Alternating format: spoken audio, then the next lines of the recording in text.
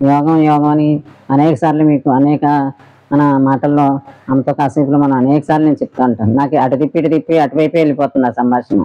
అంటే ఒకసారి మీకు ఇసుకు కూడా కలుగుతుందేమో, అంటే పరిచయం లేని దాని గురించి అని చెప్పడున్నానా ఏమిక, అలా కాదు. మీరు అందరూ యోగాన్ని గురించి తెలుసుకోవాలని నా తపన, యోగులు కావాలని నా తపన. మన సంసారంలో ఉంటూ మన పనులన్నీ చేసుకుంటూ మన గృహంలో ఉండే విధులన్నీ నిర్వర్తించుకుంటూ మన కోసం ప్రతి ఒక్కరూ అందరి కోసం చేస్తున్నాం, కానీ మన కోసం, మన లోపల ఉన్న మన జీవన కోసం, మన ఆత్మ కోసం మన తోడై వస్తుంది ఆఖరి కాలంలో. దానికోసం మనం చేసుకోవట్లేదు. అది అది కూడా మనం చేసుకోవాలి. దాని గురించే నేను చెప్పగా కొంత అర్థం చేసుకుంటారు, ప్రతి ఒక్కరు ఆచరించుకుంటారని నేను ఇంత ప్రయత్నం చేస్తున్నాను. ఎలా అంటే వినండి. నచికేతుడు చిన్న బాలుడు, తండ్రి యముడికి ఇస్తానన్న మాటకి ఆయన యమధర్మరాజు దగ్గరికి వెళ్ళిపోతాడు.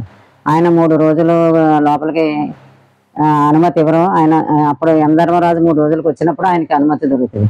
అప్పుడు యముడు అడుగుతాడు, ఎవరమ్మా నీవు, ఎందుకు వచ్చావంటే, మా తండ్రి నన్ను నీకు దానం ఇచ్చేసాడు, అందుకు నేను వచ్చానంటాడు. అయితే ఏం కావాలన్నప్పుడు నాకు ఏవైతే అన్నీ అది ఇస్తాను ఇది ఇస్తాను అని అనేక భాగ్యం ఇస్తాను, భూమి ఇస్తాను, రాజ్యాలు ఇస్తాను, గోవులు ఇస్తాను, సకల సంపదలు ఇస్తాను, 1000 కోట్ల ఆయుష్ ఇస్తాను, నీ తండ్రి తాతలు అందరికీ ఇస్తానన్నా సరే నాకు అవి అంతకాలమైనా సరే మరణించాలి కదా, వద్దు, నాకు అవన్నీ నేను అనుభవించి వచ్చాను, నాకు ఏం అక్కర్లేదు. ఏదైతే మనకి మన అనుభవంలో మనల్ని తెలియజేయబడద్దు, మీరు ఏదైతే ఆచరిస్తారో, మీరు మా చెప్పగలుగుతారో, మీ దగ్గర ఏదో విద్య ఉందంట, అది నాకు చెప్పండి, అదే కావాలి నాకు అంటాడు.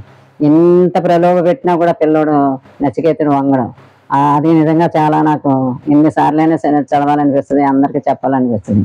ఆ నచికేతుడు ఆయన కోసం కాదు, మన అందరి కోసం ఇది ఈ భూమి మీదకి విద్యని తీసుకొచ్చాడు. యమధర్మరాజు బోధిస్తే మనకు తీసుకొచ్చాడు. అది అగ్ని విద్య అని చెప్తాడు యమధర్మరాజు. ఎలా చెప్తాడు?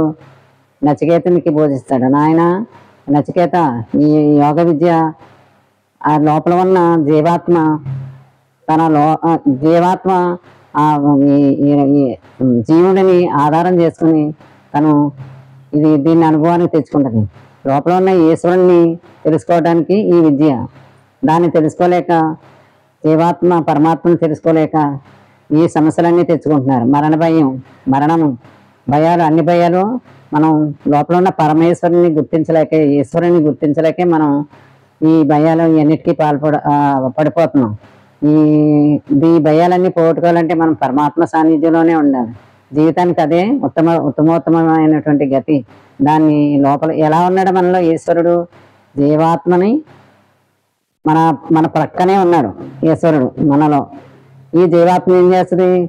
మన పక్కనే మనతో మనలాగే ఉన్నాడు కాబట్టి మనం గుర్తించలేక తెలుసుకోలేకపోతున్నాం. అందువల్ల మాయలో ఉండి మన లోపల ఉన్న ఈశ్వరుణ్ణి గ్రహించలేక ఈ కష్టాలన్నీ పడుతున్నాం. ఈ పెద్దల మాట, మనకి పెద్దల మాట ఈ సద్దిమూటలా తీసుకుని మనం యోగాన్ని తెలుసుకోవాలని జిజ్ఞాస పెంచుకుంటే మనం దీన్ని తప్పకుండా తెలుసుకోవచ్చు, ఆచరించవచ్చు. ఏ భయాలు ఉండవు. చివరికి మనం అన్నిటినీ అలా సాక్షిభూతంగా చూడగలిగిన శక్తి మన యోగం వల్ల జరుగుతుంది. అంతే మాత్రమే కాదు, మన వల్ల ఎంతో ప్రపంచానికి, భూమికి, ఆకాశానికి, సమస్త లోకాలకి యోగ శక్తి ఎంతో మనలాంటి అనేక మందిని తయారు చేయగల శక్తి అది. అందరూ యోగులైతే అసలు ఎలా ఉంటుందంటే స్వర్గం ఎక్కడో ఉండదు, ఇక్కడే ఉంటుంది. ఋషులందరూ ఇప్పటికీ ఎంతోమంది ఋషులు ఇప్పటికి కూడా ఉన్నారు. శంబల, అక్కడ అనేక హిమాలయస్ అలాంటి ప్రాంతంలో ఇప్పటికీ ఉండి యోగాన్ని చేస్తున్నారు. అందుకని ఎంత మాత్రమైనా మానవులు జీవించి ఉన్నారంటే ఈ యోగుల యొక్క ఆ స్తంభాలు లాంటి వారు అనమాట. మనం ఒక భవనాన్ని 4 స్తంభాలు ఎలా నిలబెడుతున్నాయో అలా యోగుల యోగ శక్తియే మనల్ని నిలబెడుతుంది.